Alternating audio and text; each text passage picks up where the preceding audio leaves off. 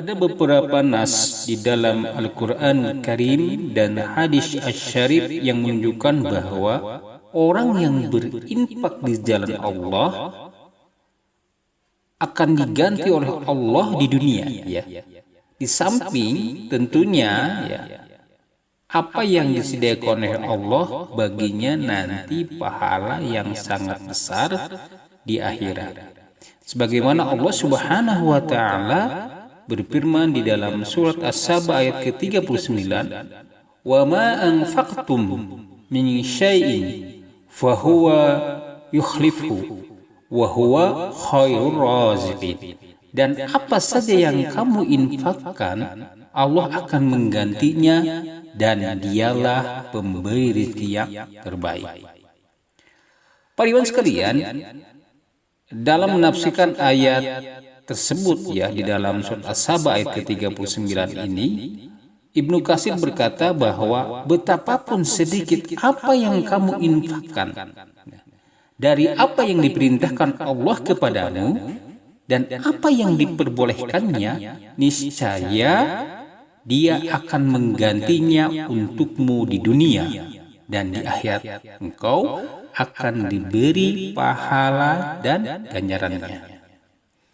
Di dalam surat Al-Baqarah ayat ke-268 juga Allah Subhanahu wa taala berfirman, "Asy-syaitanu ya'idukumul faqr." Setan menjanjikan menakut-nakuti kamu dengan kemiskinan. Wa ya'murukum bil fahsya, dan menyuruh kamu berbuat kejahatan. Wallahu ya'idukum maghfiratan minhu wa fadla, sedangkan Allah menjanjikan untukmu ampunan daripadanya dan karunia. Wallahu wasi'un alim, dan Allah maha luas karunia-Nya lagi maha mengetahui. Dalam menafsirkan ayat yang di atas, ya, Ibnu Abbas radhiyallahu anhuma berkata, dua hal dari Allah, dua hal dari setan. Setan menjanjikan atau menakut-nakuti kamu dengan kemiskinan, ya. Jadi kalau setan itu pasti akan menakut-nakuti ketika orang mau berinfak itu ditakut-takuti sama setan bahwa orang itu akan menjadi miskin, gitu, ya. Setan itu berkata, jangan kamu infakkan hartamu, nah, peganglah untukmu sendiri karena kamu membutuhkannya, dan menyuruh kamu berbuat kejahatan atau pikir. Itu setan. Jadi setan itu senantiasa menakut-nakuti manusia dari kemiskinan dan menyuruh manusia untuk berbuat kejahatan. Sedangkan dua hal dari Allah adalah Allah selalu menjanjikan untukmu ampunan daripadanya, yakni atas maksiat yang kamu kerjakan, dan karunia-Nya yaitu berupa rezeki. Al-Qadni Ibnu Atiyah menafsirkan ayat ini berkata, maghfirah atau ampunan Allah adalah janji Allah bahwa Dia akan mencukupi kesalahan segenap hamba-Nya di dunia dan akhirat. Sedangkan al-fadl atau karunia-Nya adalah rezeki yang luas di dunia serta pemberian nikmat di akhirat dengan segala apa yang telah dijanjikan oleh Allah Subhanahu wa taala.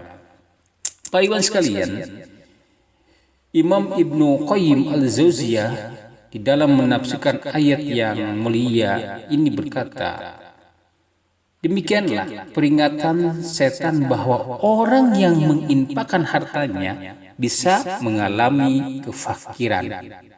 Bukanlah suatu bentuk kasih sayang setan kepadanya, ya, gitu, ya. Jadi seolah setan itu menyuruh manusia tadi untuk berbuat zikir. Juga bukan suatu bentuk nasihat baik untuknya, gitu. Adapun Allah, maka Ia menjanjikan kepada hamba-Nya ampunan dosa-dosa daripadanya, serta apa? Serta karunia berupa penggantian yang lebih banyak daripada yang ia infakkan, dan dia melipat gandakannya baik di dunia atau di akhirat kelak.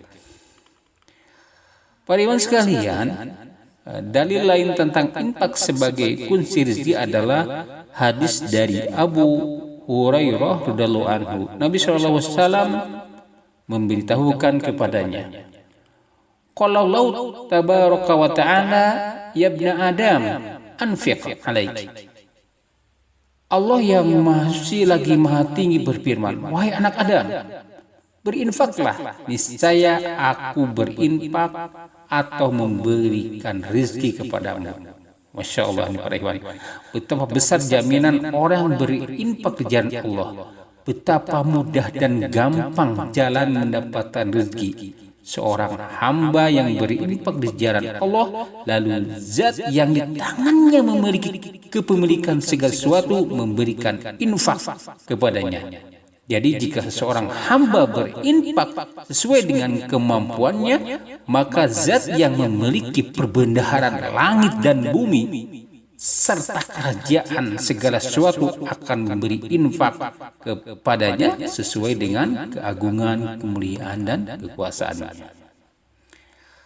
Dan lain bahwa berinfak di jalan Allah adalah di antara kunci-kunci rezeki, yaitu apa yang diriwayatkan oleh Imam Bukhari dari Abu Hurairah radhiyallahu anhu bahwa Nabi SAW bersabda, "Ma min yaumin yusbihul ibadu fihi illa malakani yanzilan." Tidaklah para hamba berada di pagi hari kecuali di dalamnya terdapat dua malaikat yang turun. Fayaqulu ahaduhuma, salah satunya berdoa, Allahumma a'ti munfiqan khalafan. Ya Allah, berikan kepada orang yang berinfak ganti dari apa yang infakkan. Wa yaqul akhar, sedang yang lain berkata, Allahumma a'ti mumusikan talaffa. Ya Allah, berikanlah kepada orang-orang yang menahan hartanya kebinasaan. Dalam hadis yang mulia ini, Nabi SAW mengabarkan bahwa terdapat malaikat yang berdoa setiap hari kepada orang yang berinfak agar diganti oleh Allah Subhanahu wa Ta'ala. Maksudnya apa? Maksudnya sebagaimana yang dikatakan oleh Al-Mulla Al-Qari adalah ganti yang besar, yakni ganti yang baik atau di dunia dan diganti juga di akhirat.